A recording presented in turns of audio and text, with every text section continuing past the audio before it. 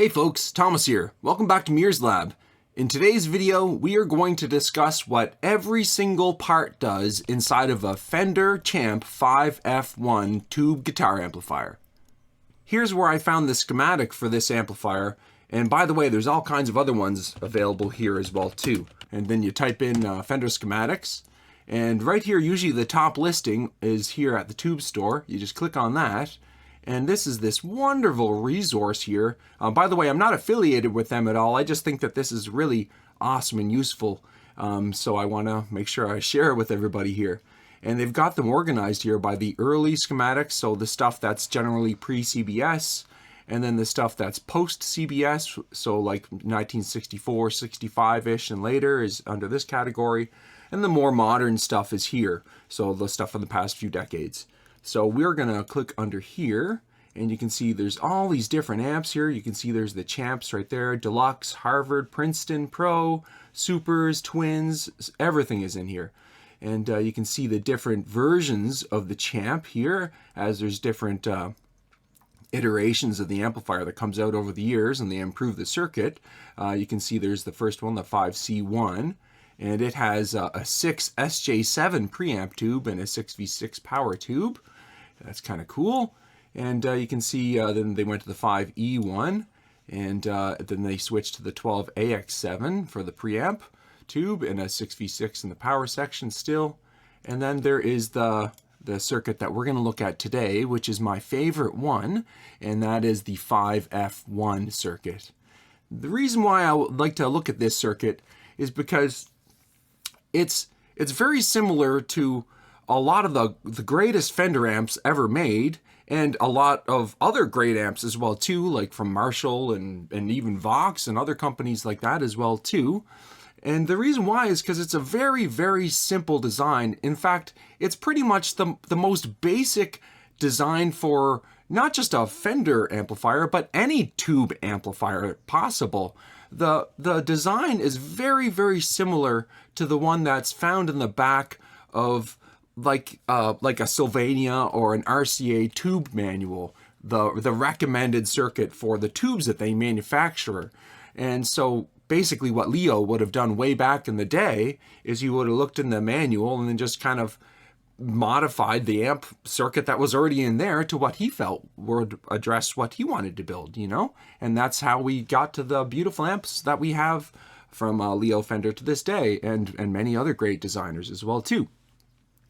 Anyhow, so what makes it similar is it has the same preamp tube, and it has a very similar power tube, and this is, by the way, a Class A circuit, which is different from a lot of other amplifiers that would have 2 power tubes in them, which would be, or 4, and those would be called a Class AB circuit. They're generally louder, but not as much clarity as a Class A circuit, which are generally not quite as loud, but can be quite loud.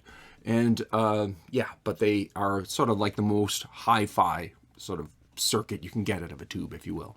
Oh yeah. Before we get into anything deeper here, I just want to also mention that whatever we cover in here and on this circuit for this amplifier is very applicable to other amplifiers. I feel like this circuit is a really good stepping stone for learning how a tube amplifier works, and if you're interested in repairing them or designing them or making your own amplifiers, this is a really great circuit to start off with. You've got a tube rectifier, you've got a tube preamp, tube power amp. There's not a lot of components in it, and it's kind of easy to find some of these parts out there in the wild as well too, from old radios and stuff like that. So it's not even all that hard to source the parts for it. So you can kind of put it together for not a lot of money and not a lot of time, and you can learn a lot of very useful information from building it as well too. So yeah, it's a really great sort of stepping stone to getting into amp design, creation, and repairs, and all kinds of stuff with tube circuitry. So without any further ado, let's get into the schematic here. Okay, first of all, let's take a sort of a wide shot here of what we're looking at. So this is the circuit right here, and you can see on it there's the resistors and capacitors right over here, and the tubes and the speaker and parts, and then So this schematic gives us the precise values of what the components need to be and tells us exactly how they need to be connected together. But this doesn't represent physically where they're going to be located in the amplifier. That's what this layout is right here. This shows us where all these parts, or most of them at least, are located physically inside of the amplifier. So if you wanted to know, say, like where the cathode resistor is for the 6V6, you would look over here, and then you would find the 6V6, and then you would look for the cathode pin, which is pin 8, and then you go over here, and you can see, oh, there's the 470 ohm resistor right there. And you can see on here that it's a 470 ohm resistor right there. So it's really helpful for, finding where the things are on your amplifier. And not all the schematics have these layouts on them, so it's really useful when they do. Something else that's really useful is when you can see voltages indicated on the schematic, because that tells you what the design values are supposed to be, and that's really great for diagnosing and repairing and stuff like that. Unfortunately, this schematic does not have that, but that's okay, because we can figure out that information, not exactly, but in the ballpark at least, all on our own. And here's how we'll do it. I'll show you real quickly here without going too far down the rabbit hole. All you need to do is say, like, if we wanted to know what the plate voltage should be, say for this 12AX7, what we could do is we could look up the data sheet for it. So we'll just type in 12AX7 data sheet here in Google, and we'll just click on whatever the first one is. And as long as it looks like it's old school, like from RCA, it's probably legit, And so we'll look at all the information on here. And there's a lot of info here, and it can be overwhelming to look at, but really all we need to know is what is like the one thing that we need to find on that, or maybe just a couple things. So first of all, we want to know what the maximum voltage is that a 12AX7 should have, because as long as the voltage is under that value, then it's probably okay. And so in that regard, every tube data sheet has maximum ratings on it, and what we want to look for is what the plate voltage is here. So you can see here, it's 330 volts. So as long as when you measure the voltage on the plate right here, it's below that 330 volt value, well, you know that the tube's not at least going to blow up. So you're at least good in that regard. So then what you need to figure out is, okay, well, what is it probably supposed to be in the circuit? Because it's not likely going to be designed at its maximum value, although that's not always true. Some amps actually do use ratings above and beyond what their maximum ratings are, but that's a topic for another day. Okay, what we want to look for are what is called the typical sort of characteristics, or like usually how you would run it, and that's usually here, and it's under this characteristics here. And you can see that with 250 plate volts, you would have these characteristics here, that it would pass about 1.2 milliamps of current, the amplification factor would be 100, and you would want to have -2 volts on the grid to get these sorts of numbers here and that sort of stuff. But so this is the number we're really looking for, though, is the 250. So you could, I'm not saying that the plate voltage on this schematic is 250 volts, but I'm saying that if you were to measure 250 volts here, you could rest assured that without knowing what the design value was, that it would probably be somewhat in the ballpark and give you the sort of numbers that you could expect to get from it, at least. And something else you could use with that information is that's the core information needed for modifying these circuits as well too. Because if, say, the schematic said that it should be 170 volts here, but you knew that, well, I could actually run the plate voltage anywhere from, like, I don't know, 100 to 330 volts, even more if you really wanted to be bold about it, then yeah, that you could use that information to modify the circuit and change the resistor values and hear what that sounds like and feel what it feels like to play at those different voltages as well too. It's really cool. Anyways, that's really going far down the rabbit hole. We don't want to go too deep into that just yet. We just want to stick to this basic schematic for now and how it was designed. So yeah, so I think the best way to get started here next is to go over, to break this schematic down into sections. So let's just zoom out here so we can see it all a little bit better. And yeah, let's break it down into the various sections of a tube amplifier, because all tube amplifiers have the same sort of basic sections in them. And here they are. So you have an input. So this is where you would like plug your guitar in to the amplifier, and that's always followed by a preamplifier, something that takes your teeny tiny signal out of your instrument, like your guitar, and it gives it a little bit of a boost so that the rest of the amplifier has more circuit, or sort of more signal to work with. And because it doesn't like to work with a teeny tiny signal, it gets too noisy and stuff like that, you know. It wants to have a little bit of a stronger signal. Not too much to work with though, because it just gets too much to handle. It gets unwieldy if it's too big at the start, you know. So that's what the job is of the 12AX7, is it puts this the originating signal at a level that we kind of, that the amplifier likes to work with, if you will. Okay. And by the way, a 12AX7 tube is kind of like two tubes in one, actually. It's called a dual triode, and that means it, well, basically is two tubes in one. And that's why they draw it like this instead of the traditional way of drawing a tube, which is like this here, because they want to represent the two sides of it. So you can see there's one side here with the plate, the grid, and the cathode, and then the same thing over here. And but that you can see that they're sort of open, facing each other, and that means that it's the same tube. Okay, so but these are both sort of part of the preamp circuit right here, and then we can see this is the power amp right here, the 6V6. That's the power tube that makes that takes the sort of the signal that you could almost be considering this like the line level signal inside the amplifier, and makes it like a speaker level signal, a really loud one that would blow up the input if we were to plug it into like a pedal or a mixer or something. But if we plug it into a speaker, which you can see is indicated right here, then it just works fine and dandy. And this is the output transformer right there, by the way. And then down here, and also including these parts kind of right here as well too. So this whole part right here, and also kind of that resistor there, and that one right up there as well too. And I guess kind of including probably that, maybe, I don't know, kind of maybe including the output transformer too. Not really, more so like this kind of stuff. Anyhow, this is the power section right here. Okay, this is the plug right here where it plugs into the wall. So that's just a quick little rundown of what the sections of the amplifier are.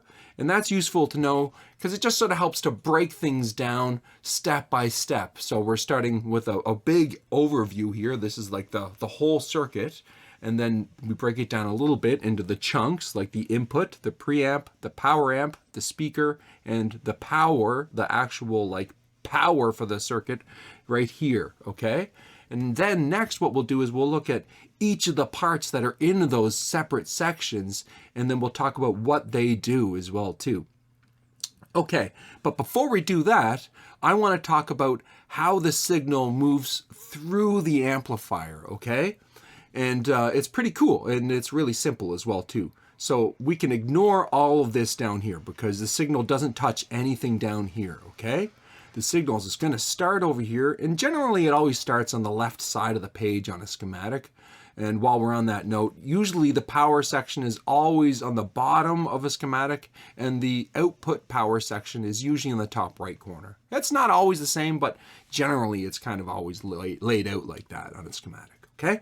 So let's see here. So here's the two input jacks right over here.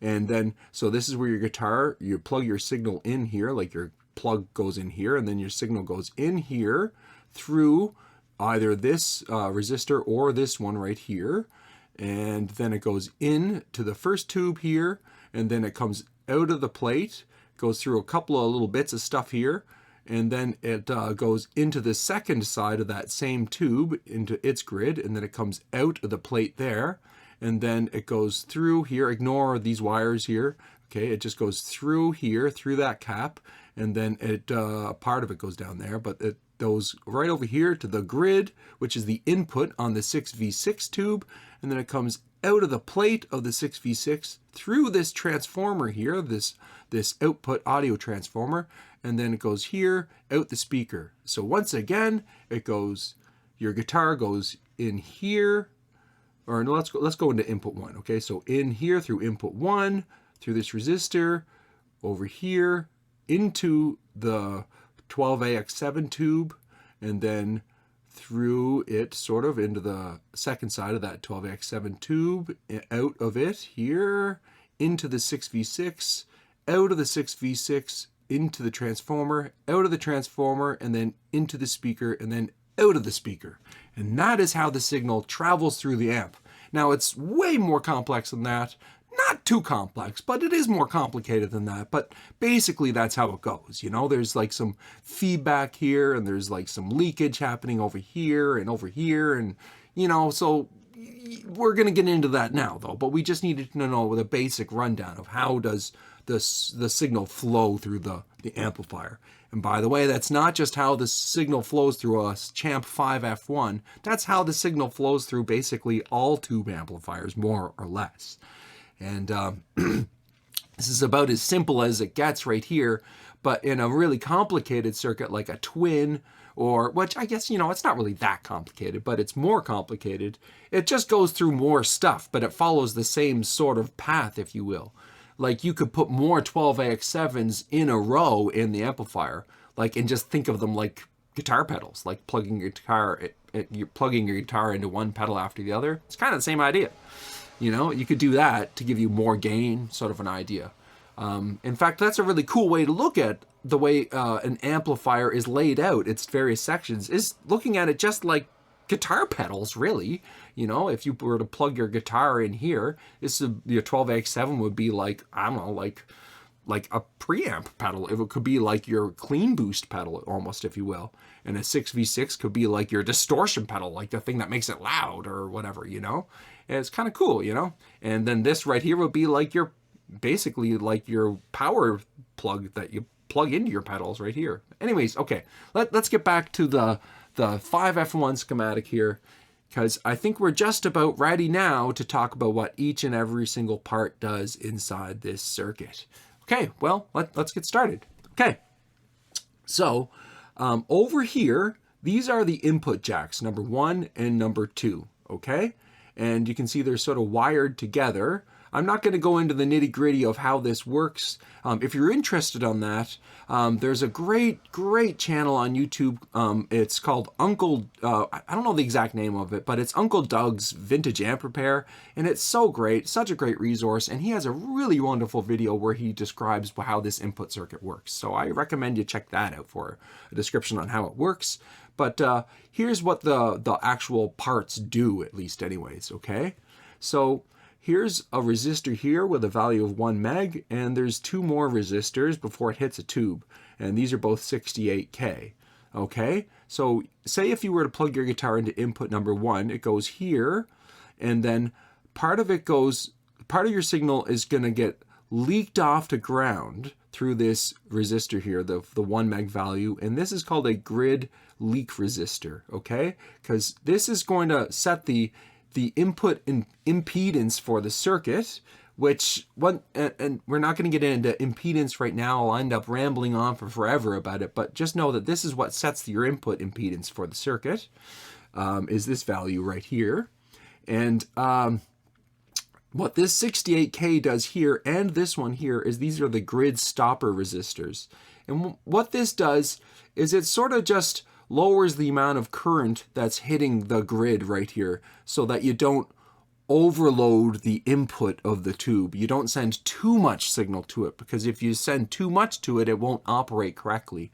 And this just sort of keeps it in the range that you would want it to be in for most electric guitar pickups, or at least, you know, the ones that were available at the time when this amplifier came out. And yeah, these work in conjunction. They form a voltage divider to help us get that value. And once again, I'm not going to get into the techie nitty gritty about all that, but that's what they are and what they do.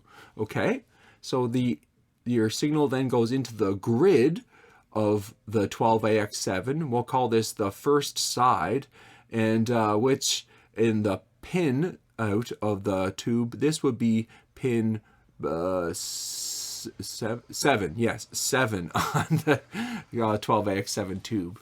It wouldn't be pin 2. You might think it would be pin 2, but it's actually pin 7 is the first side of a 12AX7. Okay? Apparently in the tube manual that I have here, it says that, which is a really old Sylvania one, at least anyways. Okay, and okay, so looking at the 12AX7 tube, this is the cathode right here. So this is one of the parts that glows, or sorry, this is not the part that glows red, but this is kind of part of that. It's the heater that glows red inside of the tube that gets really hot. The really nice looking red part that glows in the tube is the heater, but it's sort of, it's not connected to, but it sort of works in conjunction with the cathode, and that's what sort of sets the amount of current that's running through the tube, okay? And the way that it sets the amount of current running through the tube is through this cathode resistor right here, this 1500 ohm resistor right here. And this value is what you do, is what you set to get the amount of current running through the tube that you want. Okay, so we'll talk more about that here in a second, a little bit more, okay? But first I want to go up here because this is the plate, okay? So this is the high voltage part of the tube. So this is the part that has like hundreds of volts on it, the part that can be dangerous. And this is where you get the amplified signal out of the tube. So this would be the input, and that's the output right here. And by the way, you can also get a copy of the signal from the cathode as well too, but it's not amplified. It'll be, but if you want an amplified part of the signal, then yeah, you would get it from the plate, which is the normal place to get it. Yeah, and that's what is here. That's the plate. Okay, so moving on, your signal is going to go over here, and we'll talk about that in a moment here, okay? This is part of the power section. This is the plate resistor right here, and this is what sets the correct plate voltage right here. I guess that's a great time to talk about what this resistor does. And by the way, this is the same as this resistor here. It just means that this is the plate resistor for this plate of the 12AX7, because the 12AX7 has two sides, two plates, two grids, and two cathodes, and so it needs a plate resistor for each plate. So there's two 100Ks, and 100K is a very standard value. It's very standard for most tube amplifiers. Yeah. Okay, so then the signal goes through a coupling cap here. This is a capacitor right here. It is 0.02 microfarad and at 600 volts. And this blocks the DC voltage on the plate from passing through and hitting the grid, or the grid being able to see that DC voltage. And that's a really important component right here. And once again, we see another coupling capacitor over here that couples the 12AX7 to the 6V6 so that the signal can pass from one tube to the next. But it has a couple of functions. It protects the tubes from each other so they don't really interfere with each other, if you will, in terms of like the DC voltage. But it allows the AC signal to pass through relatively unaffected as long as you choose the right value. It's impossible to get it totally unaffected, but you can get it mostly unaffected depending on what the capacitance value is right here. And the way you set the voltage is what your, say if you are going to expect like 400 volts on the plate, you would never hopefully expect that ever on a 12AX7. But let's say you did put 400 volts on the plate. Well, you'd want to have at least a 400 volt cap here, or probably like at least 20% more than that. So like a 500 volt cap here to make sure that nothing's going to bleed across. That's why you generally see cap values in the 400 to 600 value range, because most plates voltages are in the 300 to 400 volt range. So you just always want to see, you know, capacitor voltage ratings that are more than that. And that's why it's really common to see high voltage caps that are generally, modern ones are rated at 450. But back in the day, you'd see a lot of 500 volt caps and even 600s as well too. Okay. Yeah, let's move on here. And okay, so let's just move back here a little bit because we skipped over something here that's really important. We skipped over this 1 meg potentiometer. This is the volume control on the pot right here. And you know what? While we're on that topic, you might be wondering, what are these lines down here? And why is there so many of them? Well, these indicate the ground of the amplifier. So this would be like the chassis of the amplifier. like the ground, and this is where the green wire connects. That's on the power plug as well too, when you want to ground the chassis. See, everything, although these lines, they technically don't indicate a chassis ground, but that's what this indicates right here, at least on this schematic. This is like the circuit ground, okay? Yeah, essentially. And these, you could kind of look at them all being connected together. This is just, you know, like an item that, or sorry, a symbol that just indicates that they're all connected together, and this is the ground of the circuit, okay?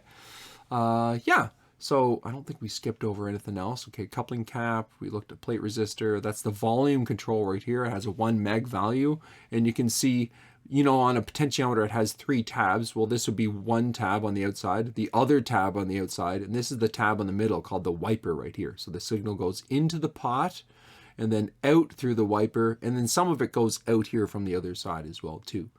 And yeah, this also sort of forms the function of the grid stopper and the grid leak resistor as well too.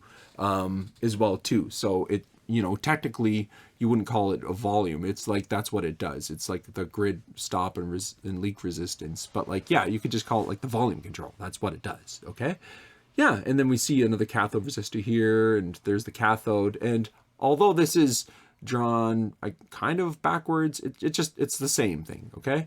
It looks, basically represents the same stuff. So let's see here, we have another plate resistor, and we'll talk about this power stuff down here in a little bit.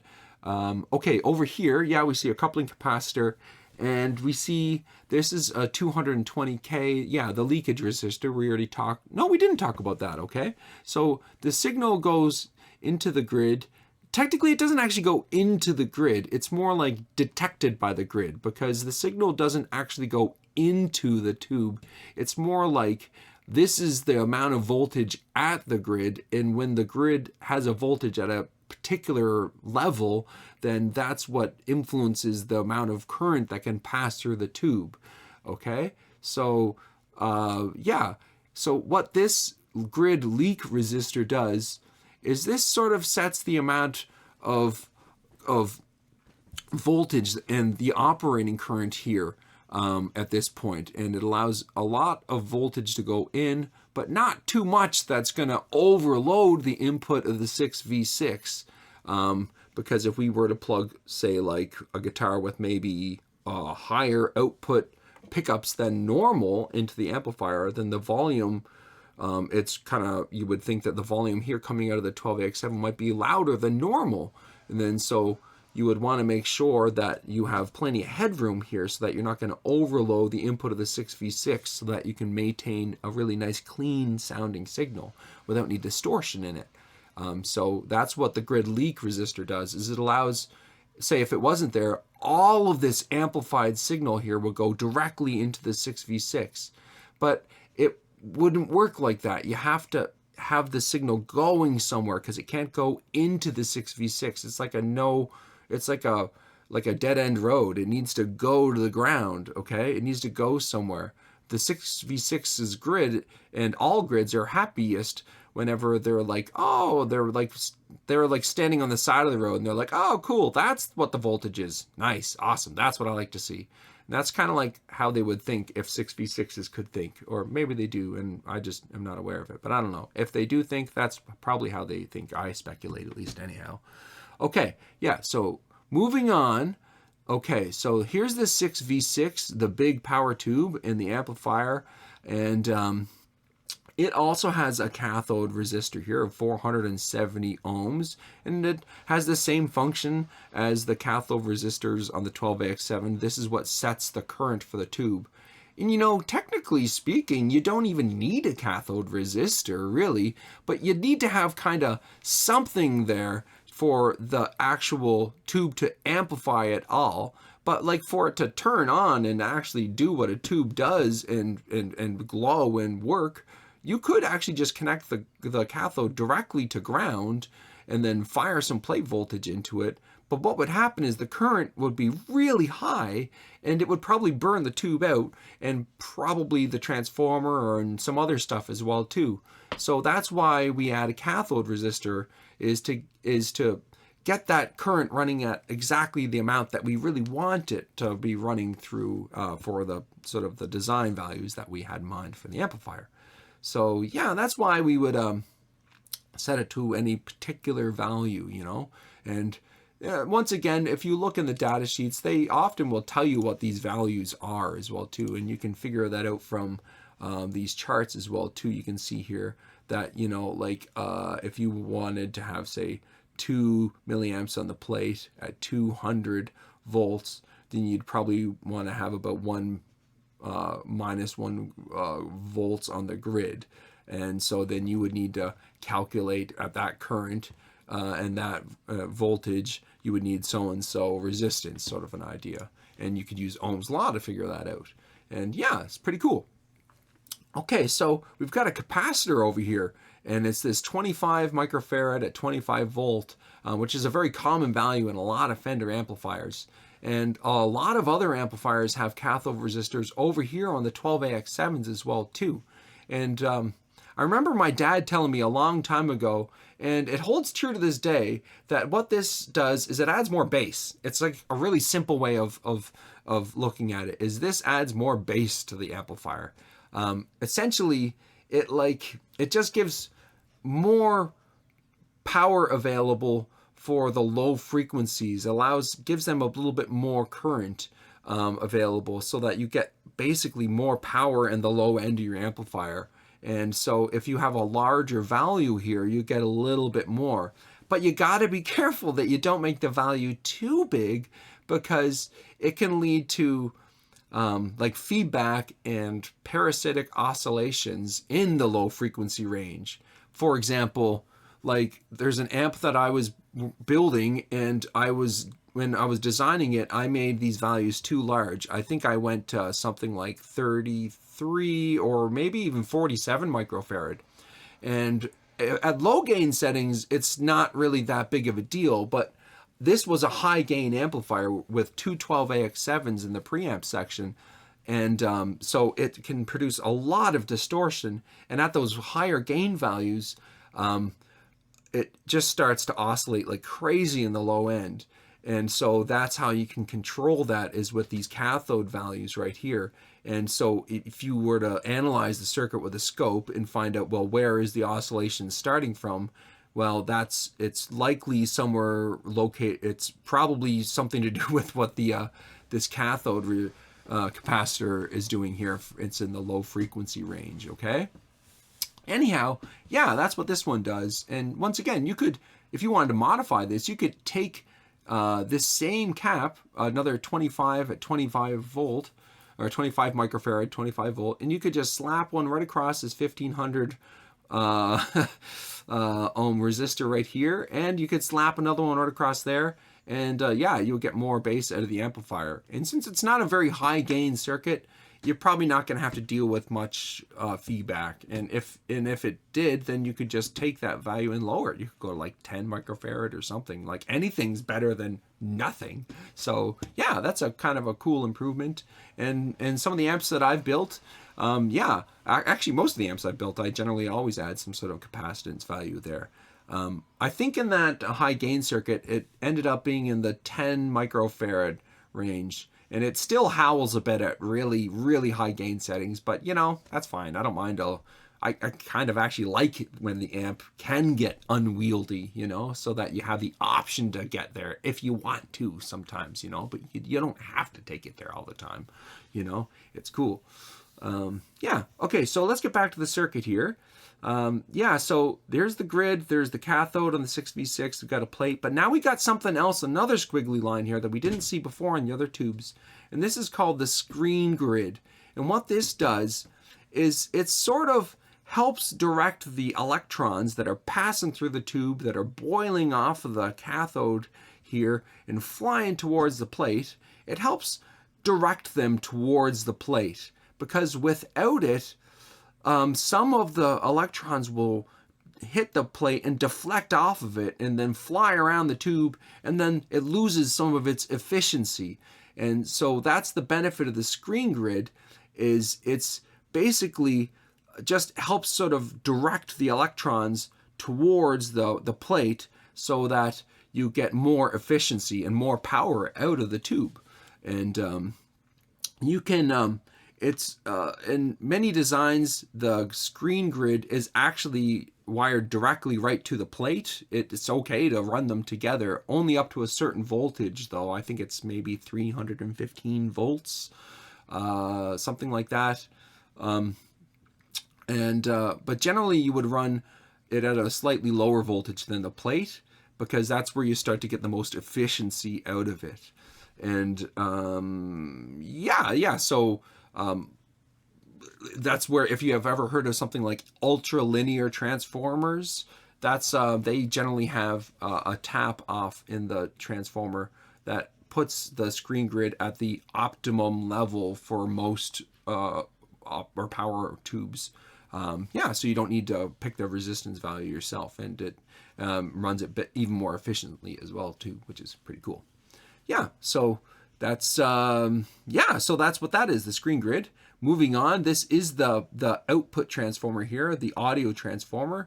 This is the input side of it, and this is the output side of it right here. You see that there's the grid right there, and then here's the output jack right here, and then this is the speaker right here. Okay, and then there's a resistor up here as well too. And this is for the negative feedback that's in the circuit right here. You can see there's a wire that goes from the output side of the transformer through this resistor, so it lowers the voltage quite a bit here, and then it goes back to the cathode here. And I'm not going to get into the nitty-gritty about what that does. Once again, Uncle Doug has a great video describing what that very one does, and he even has a great video where he does mods to this and adds a pot there instead, so you can vary it to your liking, and it's really cool, you know. So I'm not going to get into how it does what it does, but that is what it is. That's the negative feedback resistor right there. Okay. So that's pretty much all the audio parts right there. That's the input, the preamp, and the power amp, and all the coupling stuff there, and the speaker and the transformer. So really all we got to look at now is the power section down here. Okay, so let's start over here. This is the actual plug for the amplifier. Now, this is a really old amplifier. I mean, compared to today, this is 2024 right now, but this amp was something like 1950 something or other, okay? So it only had a 2-prong plug, and that's what you can see right here, okay? And there is no hot or cold or neutral or anything like that in this amplifier. This is one of those plugs that's non-polarized, okay? And that's why, not this amplifier, but you would see back in the old days, you would see like that switch that you can like switch it from like the ground from one side or turn the ground on or off or whatever. That's why, because in the actual wiring that you would plug it in your house or at the concert hall or whatever, it would have a hot and a neutral, but the amp doesn't. So you could kind of plug it in either way, and then the idea was that you would set that switch to say which one of these is the hot and the neutral, and that way it would lower the amount of hum that's in the amplifier, or keep it at its lowest possible amount for that particular outlet in wherever you're plugging it into. Anyhow, so nowadays we generally see 3 wire plugs right here with another one for the ground, but no, we don't see that on here. But anyways, that's how it's written on here. This is a 2-wire prong. If you were to change the cable on this amplifier, it would just be 3, and then there'd be another wire here, and then it basically just runs to ground, just like this right here. Okay, so let's see. Let's say, imagine that this is the hot side of the plug right here, though, and that this is the neutral down here, though, okay? So this would be the black, and this is the white. So this is the black wire right here coming up here, and then this is the on-off switch right here, okay? So this would be the on-off switch. This is the power transformer right here. This would be like the input side of it, and then this is the output side of the power transformer, not the audio output transformer, but the power transformer, the big transformer, the biggest, heaviest one in it, okay? And then you can see on the neutral side of the power plug, this is where the fuse is located, a 2-amp fuse in this amplifier. And then there's a cap here, and this is the one that is sort of, people refer to as the death cap in the circuit. And its original idea is to lower any kind of AC interference, or like any like interference in the AC signal that's powering the amplifier. Any spikes or anything like that will just get leaked off the ground basically through this capacitor. But the reason why it was referred to as the death cap over the years is because this cap, it can fail, and it shorts out over time. It takes a long time, but it dries out or shorts out or just wears out or whatever. And if it shorts, and if you were to plug this plug in with the hot side, and then you were to like turn it on, then it means that the AC is going directly to ground, and it would, well, hopefully it would just pop the fuse right away. But in this particular configuration, it wouldn't, because say if this was shorted and you turned it on, the hot would go in here through the transformer and then directly to ground, and it wouldn't even touch the fuse. And that's really dangerous, you know. That's generally why the fuse is usually on the hot side right over here. Yeah, but that's sort of the way that we do things nowadays, and things were just done a bit different back then, and they did things the best they could, and there's likely a good reason for this that I am just not aware of. If anybody knows what that reason is, please share it in the comments. I'd sure love to learn what that is. Anyhow, yeah. Yeah, so let's have a look over here at the power transformer. You can see this is the input side of it here, and then this is the output side of it. So this is sort of like the green wires right here. They're usually green, and this is what would go to the filaments in the tubes that light them up, the parts that glow red inside the tubes, the filaments, and this is usually in the 6-volt range on most transformers for tube gear, pretty much. Okay, and then so this is another winding right here. This would actually be like the primary winding the first secondary winding. Okay, so this is the primary and this is the secondary side, and this would be the first secondary winding, and this is the high voltage output right here. And so these are going to run to the plates in the rectifier tube, which is the 5Y3 rectifier tube. And what it does is it takes the high voltage AC out of the transformer, and it turns it into a DC. And it's a really bumpy, dirty looking DC, and that's what these capacitors up here do, is they filter it and smooth it out and get rid of that AC hum, and that's what helps the amplifier to be really quiet and not have that sort of noise in the background. Yeah, so let's just wind back here a little bit, okay, because you can see that this high voltage winding has a center tap that goes to ground, and yeah, and then it goes to the 5Y3 plates right here. And this is where the heater is. And yeah, you can see then that leads to this winding right here, which is the secondary winding. And this is a 5-volt winding right here. This is a 5Y3. It's a 5-volt filament tube. And so a 6V6 6-volt filament, 12AX7 is a 12-volt filament, or 6 volts, depending on how you run it. Yeah, so that's the filaments, 5 volts, and then that's where we get our high voltage off of those filaments. It gets rectified through the 5Y3, then we can pick up that, say, 3 to 4 or sometimes even 500 to 600 volt signal that comes up here, then goes and gets smoothed out by this first 16 microfarad 450 volt capacitor. And these are the ones that wear out over time. You know, when people say, I'm going to recap an amp, this is generally like the main ones that get done.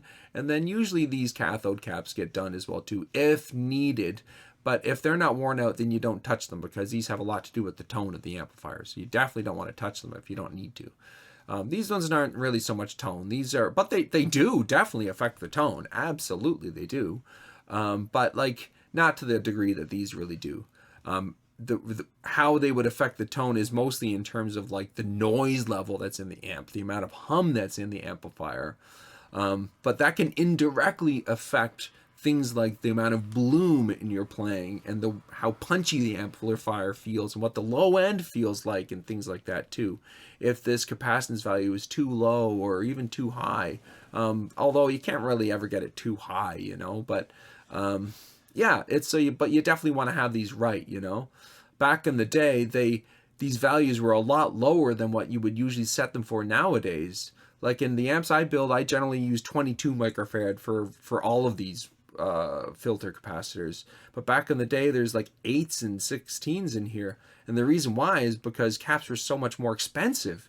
And yeah, there's a big price difference between these, and it really makes a difference in the overall cost of the amplifier. And then they want to make it for the best price they can for the market they're developing it for, you know. So they put the best that they could in it for the best price that they could, you know, and hope to get strike a good balance of value there, you know.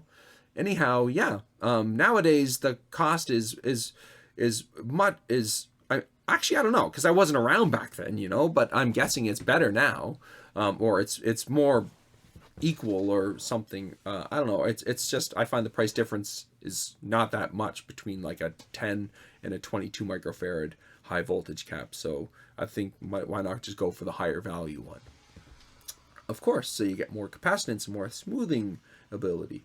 Okay, so there's 3 of them here, and what goes in between them are these dropping resistors right here. And what this does is it takes the B plus, the high voltage right here that comes out of the power section and goes up to the plate of the 6V6, and they lower the voltage to what these different sections of the amplifier want to work with. So let's say, for example, this is, say, 400 volts here for the sake of argument. Then this 10K resistor, let's say, perhaps drops the voltage by 100 volts, perhaps, you know, and then so then we would have 300 volts here, and the 12AX7 maybe doesn't want to have 300 volts, so then we would drop it, say, like maybe they'd be happier with 150 volts each. So then this 22K resistor would say, for example, perhaps take that 400, drop to 300, and then drop it down to 150 volts, so that these 12AX7s would be happy with that plate voltage. And that's what these resistors do in the circuit. And they're sort of, this will be like, they form like a filter, like kind of like a low pass filter, if you will. Yeah, they filter off all the high frequency stuff, like the noise, and they just leave the low frequency stuff behind. And so this is like, it's kind of a neat way to look at it, like in terms of like a synthesizer filter or something like that. This is like the first order, and this is like the second order, and I guess the third order right here. So I don't have a full deep understanding of that sort of stuff. I'm trying to learn how filters work and things, and I'm getting there, you know. But I think that's kind of neat. Yeah. So, you know, I think that's pretty much everything in the schematic now. Yeah, we covered the grid stopper and the grid leak resistors, the cathode resistors, the plate resistors. There's the volume pot right there, the AC coupling caps, the filter caps, the cathode capacitor, another grid leak resistor right here, the grid, screen grid, speaker. Yeah, I think that's pretty much everything in the Fender Champ schematic for the 5F1 amplifier. And yeah, you can see where all those parts are located here. You can see there's the 3 big filter capacitors, the 16 and the 2/8, and here's the dropping resistors between them right here. And you can see, well, here's the voltage. Okay, cool. The voltages are actually written right on the layout here. So you can see, yeah, the B plus voltage is 340 right here, then 295, and then drops down to 250. You can see the cathode voltage is 18 volts on the 6V6. You can see here the plate voltage is 150 volts for each side of the 12AX7. Really cool, that sort of stuff, you know? Yeah, so I think that just about sums up everything I wanted to cover in today's video. I hope that you enjoyed it. If you have any questions, please put them down below in the comment section.